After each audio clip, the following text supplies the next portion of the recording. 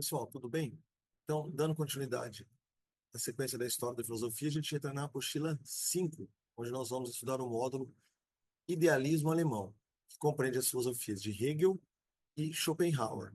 Embora ambos façam parte dessa corrente que nós denominamos de idealismo, que é uma consequência do pensamento de Kant, que compreende que toda a realidade é uma representação da ideia, eles são bastante distintos, né, na forma que compreendem o fundamento da própria realidade, já que Hegel é um filósofo racionalista e Schopenhauer é um filósofo trágico, né, chamado filósofo da vontade, ou pessimista.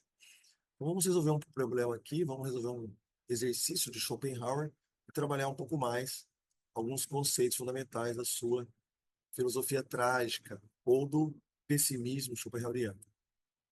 Veja, a questão aqui do Enem trata, né, tema da vida em Schopenhauer. Lembrando que Schopenhauer pensa a vida como sofrimento, como dor, a partir da sua metafísica da vontade, entendendo que a vida oscila, né? Sobretudo a partir da necessidade da vontade, entre o desejo e o tédio, com pequenos momentos de alegria, nunca satisfatórios, que nunca entregam aquilo que a própria vontade promete, sendo essa uma das características do seu pessimismo. O pessimismo schopenhaueriano também está associado ao fato da existência não ter um sentido final, né? Um propósito, ou uma realização definitiva, daí a vontade como característica insaciável, inesgotável, né?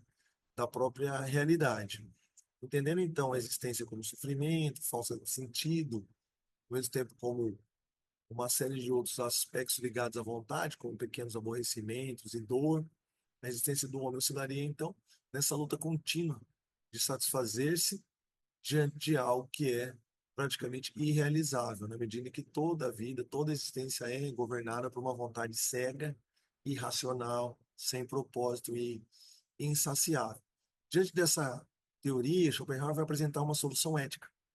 Diante dessa compreensão ontológica e metafísica da realidade, que é a teoria da vontade, ele vai apresentar uma solução ética, ao menos uma tentativa de, ao compreender a vontade, e compreender é um papel fundamental da própria forma como ele vai propor a sua ética, já que a sabedoria é parte do caminho da libertação da vontade, que ao observar todo o sofrimento causado pela vontade, eleva-se para além dela, e esse papel é exercido pelo sujeito, sujeito que ele chama de sujeito puro do conhecimento, sujeito puro do entendimento, que ao compreender o movimento da vontade como insaciável, se volta contra ela e passa a mover-se em direção à ideia, ao pensamento, como o único caminho para negar a própria vontade.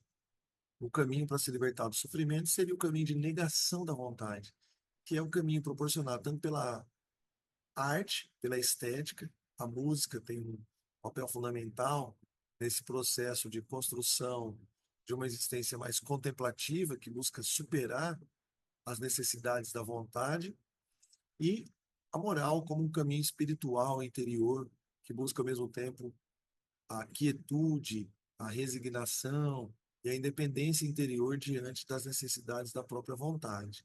Vamos ler o exercício aqui.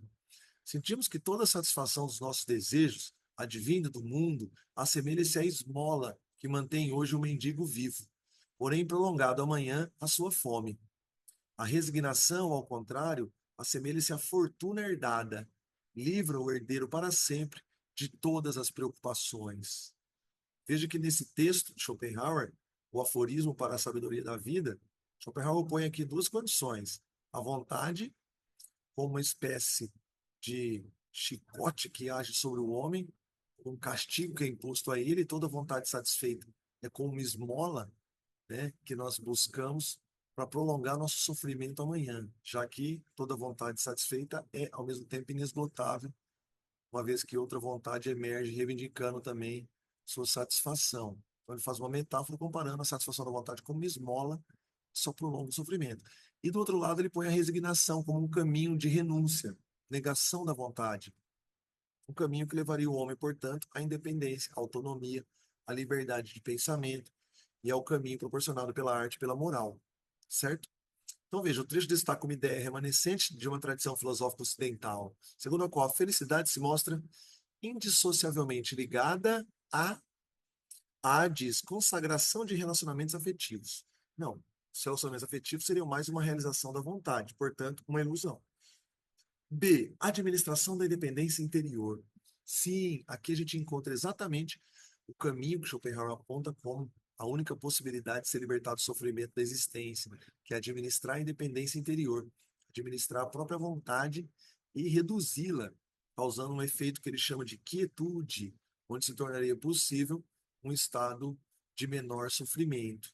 Não exatamente de felicidade, como pensaram outros filósofos da antiguidade, mas ao menos de uma capacidade maior de lidar, né, com os próprios pesos e castigos da vontade.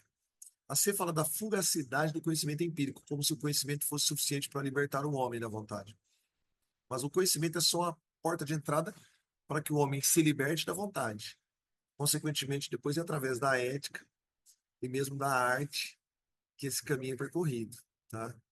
A D fala da liberdade de expressão religiosa.